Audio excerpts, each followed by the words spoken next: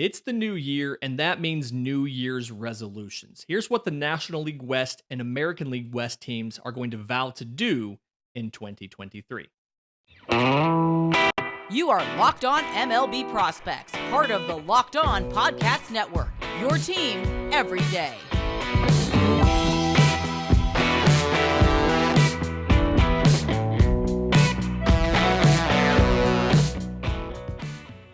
Yes, welcome on in to Locked On MLB Prospects, your home for all things minor league baseball. I'm your host, Lindsey Crosby, baseball writer and podcaster. Thank you for making this your first listen every single day. And as we've been doing to start off this week and this year, really, we're going through New Year's resolutions for different divisions and different teams. This year, National League West and American League West. We're going to start in the National League with the Los Angeles Dodgers.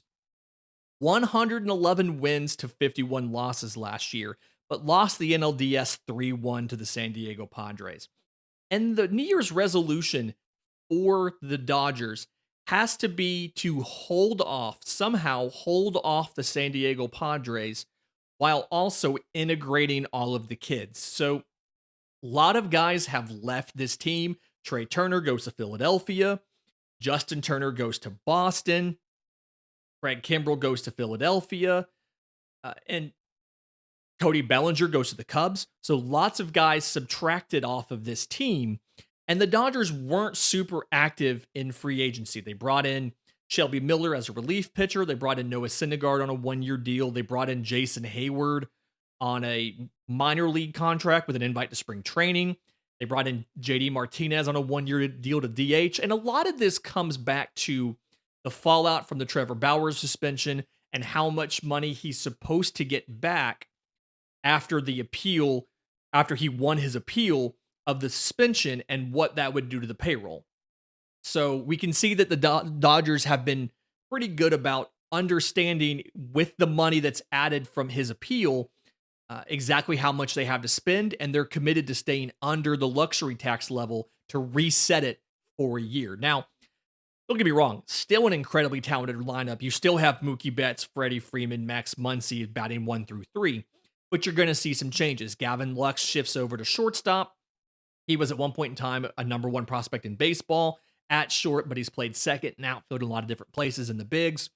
You're going to see probably to start off, you're going to see Trace Thompson in center field, prospect James Outman playing left with Mookie and right still, but plenty of options for the young kids. You're going to bring in Miguel Vargas to play third base. I think you should bring in prospects for second base as well. You're going to bring in some of these young pitchers since you do have Walker Buehler out all year with Tommy John. Since you do have different guys who are out for different reasons or no longer part of the team. And so bringing in the youth, but find a way to hold off the Padres. Because the Padres, 89-73, 22 games back, but beat the Dodgers in the postseason. Lost the NLCS 4-1 to the Philadelphia Phillies, who went on to represent the National League in the World Series. Again, have to feel a little good about that. And then went absolutely bonkers in free agency. They were in on everybody. They were in on Judge. They were in on Trey Turner. Ended up signing Xander Bogaerts to an 11-year contract. Brought in Matt Carpenter on a one-year deal as a DH. Brought in Seth Lugo as a pitcher. And so you're looking at a lineup now, especially once they get back Fernando Tatis, where you're going to have Juan Soto, Manny Machado, Xander Bogaerts, Fernando Tatis, Jake Cronenworth, all in the, Matt Carpenter, all in the same lineup. And so the New Year's resolution for the San Diego Padres has to be, we're going to win the division. We're going to pass the Dodgers, who we can assume are going to take a step back. Now, the difference was 22 games between the Padres and the Dodgers. Do I think the Dodgers are going to be 22 games worse? No, but the Padres have to hope that the Dodgers are a little bit worse and that they're significantly better and they can win the division. The San Francisco Giants, meanwhile, are in a weird place. They won over 100 games in 2021. Last year, 81-81, 30 games back. They thought they signed Carlos Correa, had a question in the medicals, ended up not signing Carlos Correa, and he goes to the Mets. Whereas at time of recording this, we're still waiting to figure out if this Mets deal is going to go through or not. And so the San Francisco Giants' New Year's resolution has to be make the playoffs. Like we did what we could to bring in talent after it turns out that we lost out on Carlos Correa.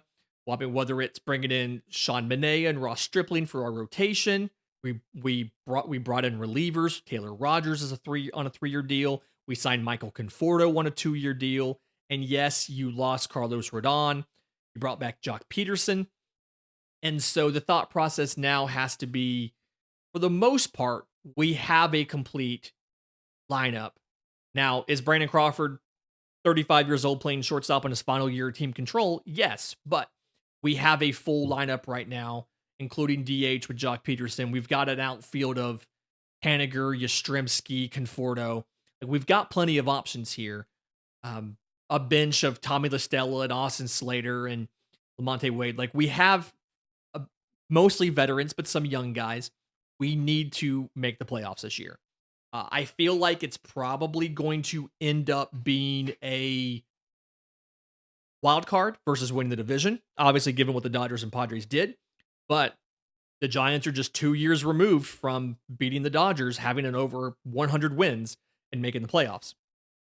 For the Arizona Diamondbacks, talked about this team quite a bit. I love the young talent with the Arizona Diamondbacks, both position player talent and the core is coming up. I mean, look at your outfield. You've got Corbin Carroll.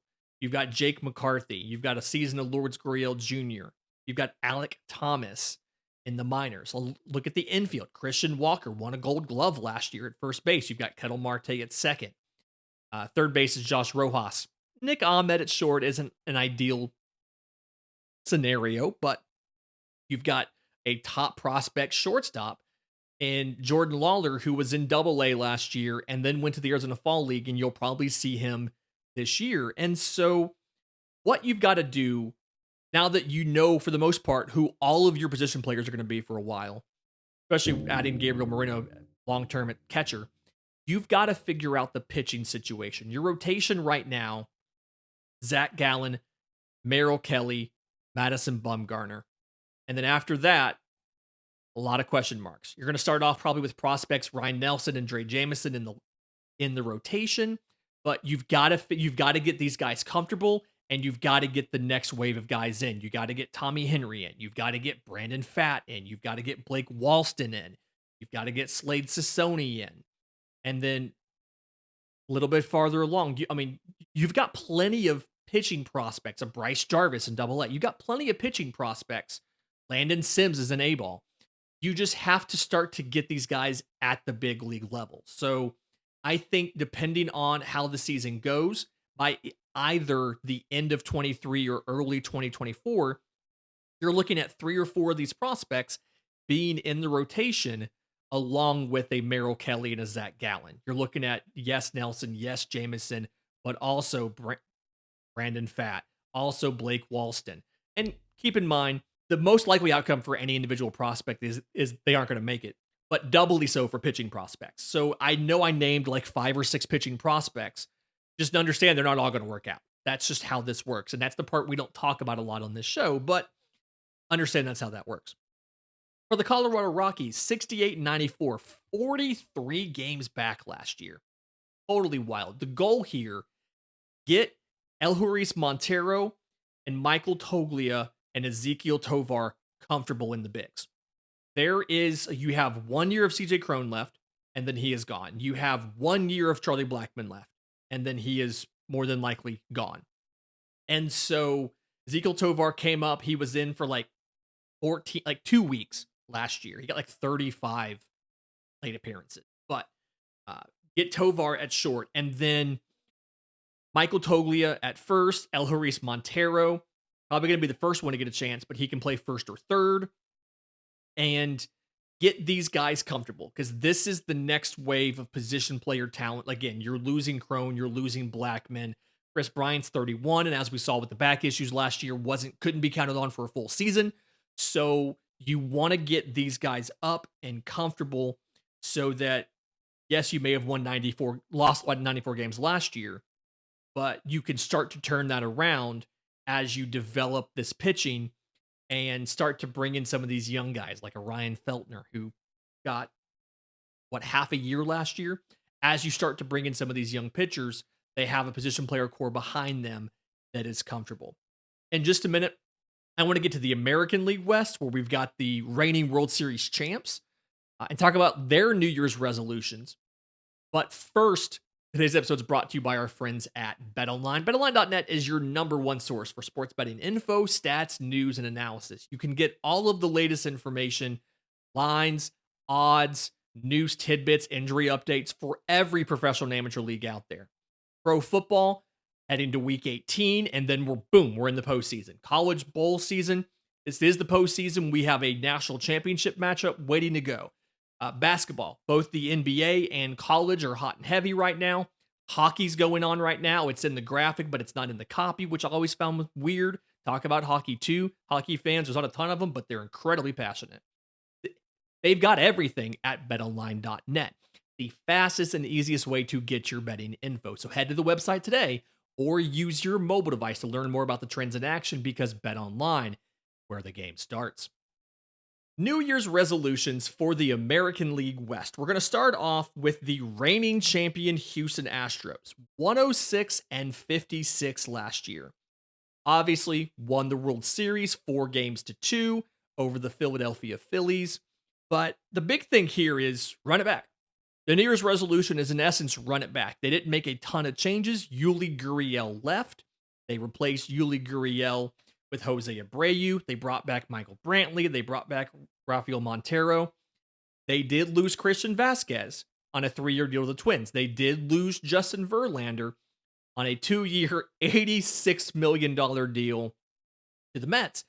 But of any team, it feels like the Astros were best suited to lose a player of Justin Verlander's ability and still be fine. So we're running it back. Now, it would be really nice if while you're running it back, you could work in the young catchers. Martin Maldonado, your starting catcher, 36 years old, but last year, 186, 248, 352 with 15 home runs. Offensively, he's not going to cut it. And so the goal now, work in Corey Lee, work in Yanye Diaz, so that after this final year of Martin Maldonado's contract, you're not required to re-sign him just to have a competent option behind the plate, because you've got both Corey Lee and Yanye Diaz, and you took the time to get them plenty of starts, get them plenty of at-bats during the season, and you're comfortable with what they can do at the big league level.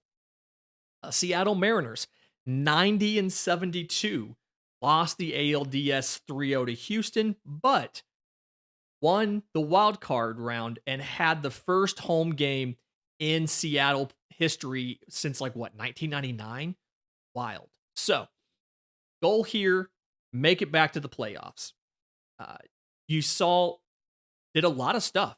Brought in some guys, traded for Colton Wong from the Brewers, sent out Jesse Winker and Abraham Toro to do it.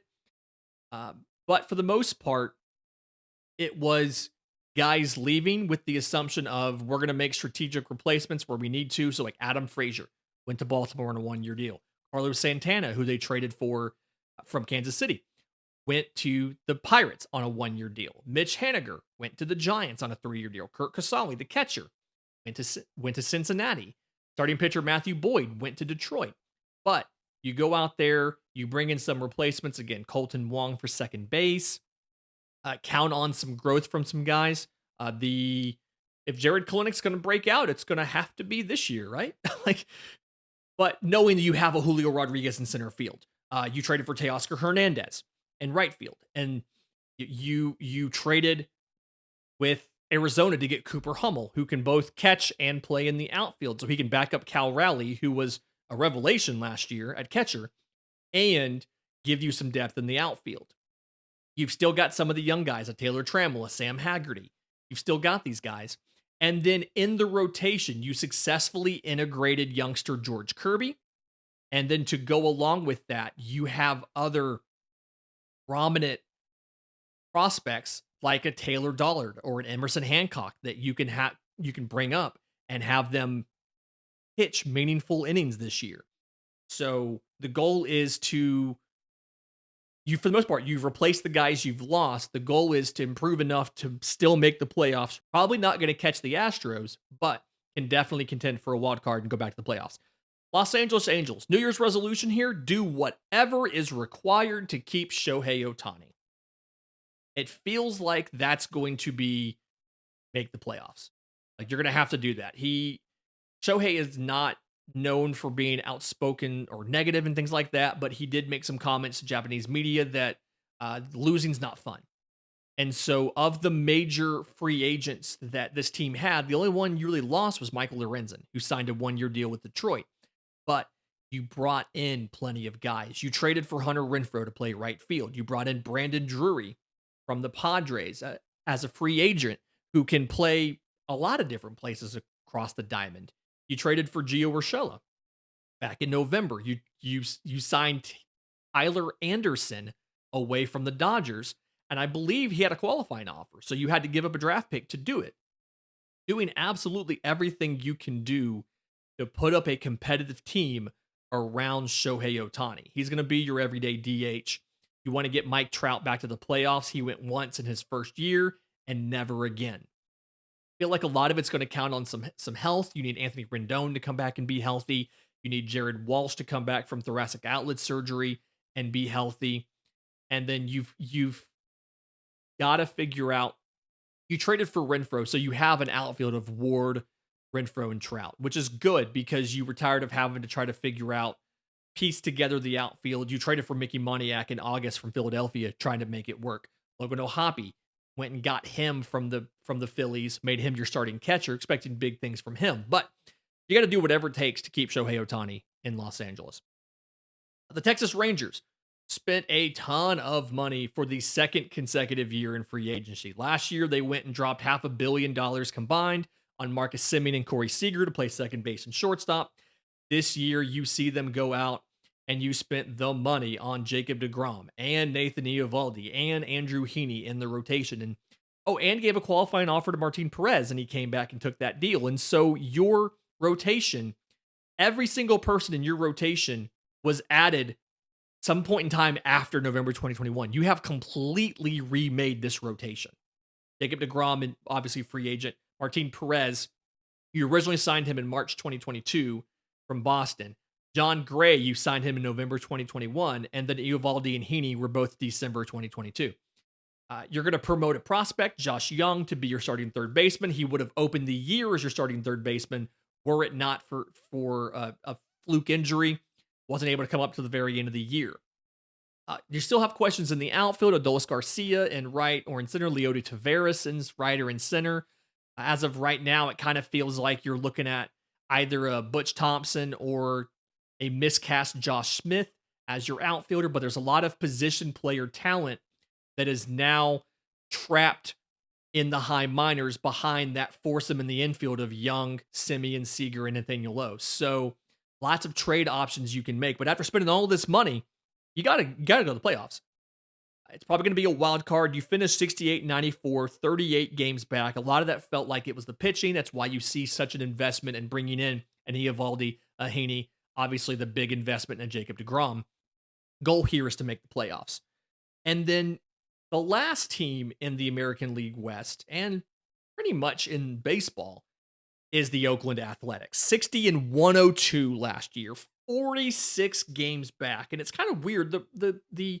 The Oakland Athletics aren't used to being bad. They're used to not spending money, but they were pretty successful at being good until these last couple of years. And so you see that what they've done is they've continued to move guys out of the team. Sean Murphy gets traded to Atlanta. They promptly signed him to one of those, 12-year, $33, not million, just $33 contracts.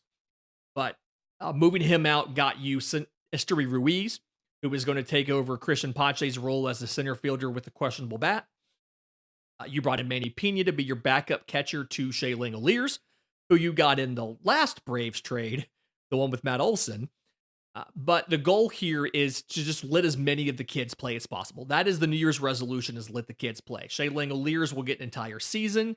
You're going to see something like a Connor Capel in left field. Right now, you have Ramon Laureano in right field.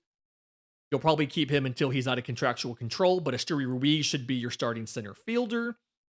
And then pitching wise, Ken Waldachuk, you got him last year. I want to say he got maybe 7 games of starting experience, just under 35 innings. He is going to be a starter all year.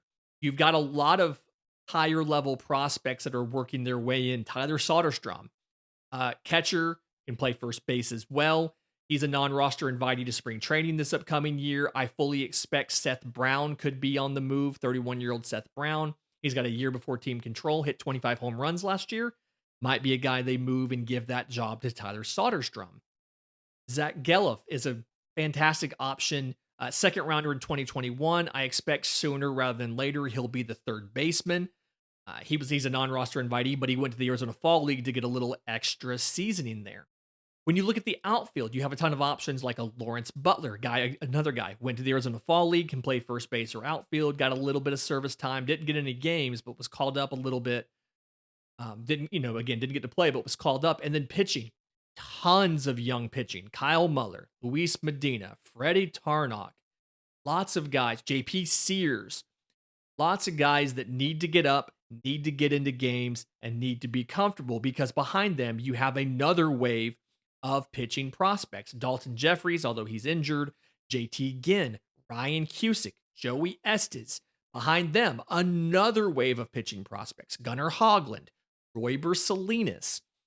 And yes, pitching prospects are more likely to not work out than any other position. It's fine that you have this many. You have this many so that you can figure out who is going to work out and who is not. And so the main goal, the New Year's resolution for the Oakland A's in 2023 is let these young pitchers pitch. Let the kids play. In just a minute, I want to get to the most likely Rookie of the Year vote getters for each team in the National League West and American League West right here on Locked On MLB Prospects. And we're back. So looking at the National League West and the American League West, trying to figure out which of these youngsters is going to be most likely to get Rookie of the Year votes. For the Dodgers, I feel pretty confident in third baseman Miguel Vargas. There's not a lot of positions on this team where there is a slam dunk top prospect waiting to go into an open slot. Max Muncy has the versatility of playing first, second, and third. Obviously, you have Freddie Freeman, but it feels like they'll put Muncy at second because of the arm strength issues. Vargas has a chance to come up, play third base all year. He can hit in the bottom of the lineup. He has plenty of protection because you have such a great lineup. He doesn't have to carry this team. But I feel like he's going to be able to produce well enough to get votes. When you look at the San Diego Padres, that's a lot tougher because this is the joke. They don't have a lot of prospects. They have moved a lot of guys out. When I'm kind of looking at this, the two guys that I think about, catcher Luis Campusano, I don't believe has rookie eligibility. I like him a lot. He's the number 2 to Austin Nola, but I don't think he's eligible for Rookie of the Year. So I'm going to go with infielder Eggy Rosario. Utility guy, can play just about anywhere on the field. We heard about him a lot when we talked to Tim Haggerty of the El Paso Chihuahuas, the AAA team. Heard him talk a lot of great stuff about Eggy Rosario. There's a possibility left-hand pitcher Jake Groom gets a chance to work either in the rotation or in relief and makes an impact, but I feel like it's going to be Eggy Rosario. For the San Francisco Giants, a lot of your position players seem to be set, and it's going to be a pitcher, and I'm down to 2. It could be right-hand pitcher Sam Helly, or it could be left-hand pitcher Kyle Harrison. Either way, I feel like it's going to be a pitcher. It depends on whichever one comes up and plays better to open the season and kind of holds down that spot, solidifies their spot. But I feel like it's going to be one of those starting pitchers. For the Arizona Diamondbacks, slam dunk, absolutely not a doubt. Probably your favorite for National League Rookie of the Year in general, outfielder Corbin Carroll. Came up last year, got plenty of time, but not enough to lose rookie eligibility. 115 at-bats over like 38 days, 260, 330, 500, 4 home runs, 2 stolen bases, and just feels like he's going to be your starting center fielder. If you need to rest his legs, you have Jake McCarthy, who can also play center field You have Alec Thomas, who can also play center field. So you have plenty of options where he's not going to get overworked, but and he's not going to have to do too much running because you have such a high caliber defender next to him in right field in Jake McCarthy or Alec Thomas. But he's going to have an opportunity to lead off on this team. And just one of the top prospects in all of baseball. I want to say number 4, number 5 prospect in all of baseball right now. Definitely worth it and going to be a future stud. My favorite for rookie of the year in general. For the Rockies, it's going to be one of those guys we mentioned in their resolution of getting Montero, Toglia, and Tovar comfortable. It's either going to be Elhuris Montero or Ezequiel Tovar. My heart says Ezequiel Tovar. I enjoy watching him play shortstop. I want to think it's going to be him. My head says Elhuris Montero, provided he gets enough play time, can rack up a lot of counting stats, especially home runs in Coors Field. And so I'm down to those two guys. Again, I love watching Ezequiel Tovar. I feel like he has a little bit of a bigger path to making an impact simply because defense isn't valued as highly by Rookie of the Year voters as stupid looking counting stats like home runs are. And so I feel like Montero has a better shot of doing that. When it comes to the American League West, a couple of these seem like pretty slam dunks as well. For the Astros, right-hand pitcher Hunter Brown. I know I talked about the two catchers, Corey Lee or Yandy Diaz, but Hunter Brown feels like a perfect pitcher to come in and replace Justin, or not replace, but take the spot of Justin Verlander because he grew up in Michigan idolizing Detroit Tigers pitcher Justin Verlander and modeled a lot of his game off of Justin Verlander. Does a lot of the similar things. And when he came up the end of last year, got a couple starts, moved to the bullpen for the stretch run and for the playoffs, and was absolutely lights out. It feels like he is absolutely ready to come in and play a big part for the Houston Astros in 2023. And the best part is they have enough pitching where they're not counting on him to carry that rotation.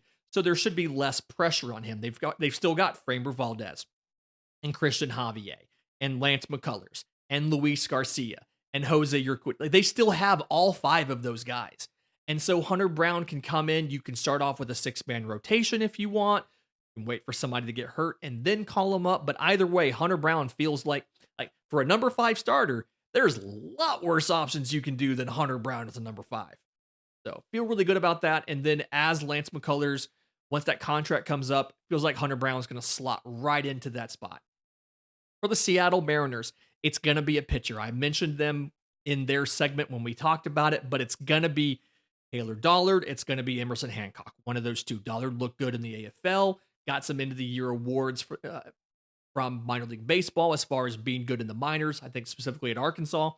I like what both of these guys do. It's going to be one of these guys getting Rookie of the Year votes. That there's not a ton of position player talent who I expect to have starting roles on this team and get extended play time as of now. Obviously, injuries can change a lot of things, but I'm confident in both of these pitchers. Again, the logical choice is Emerson Hancock, but I do want to plant my flag and say Taylor Dollard can have that kind of performance if everything breaks right as well. For the Texas Rangers, again, feels pretty obvious. Third baseman Josh Young is going to be the starting third baseman on opening day, and barring another injury, will keep that job all year. Feels like he will, again, have plenty of opportunities to rack up counting stats, will give you above average defense, and will do well with this Seager, Simeon, Nate Lowe infield. So that feels obvious, but I am going to throw out a second name in Josh Smith. I talked about him kind of being miscast as the left fielder. He's an infielder by trade.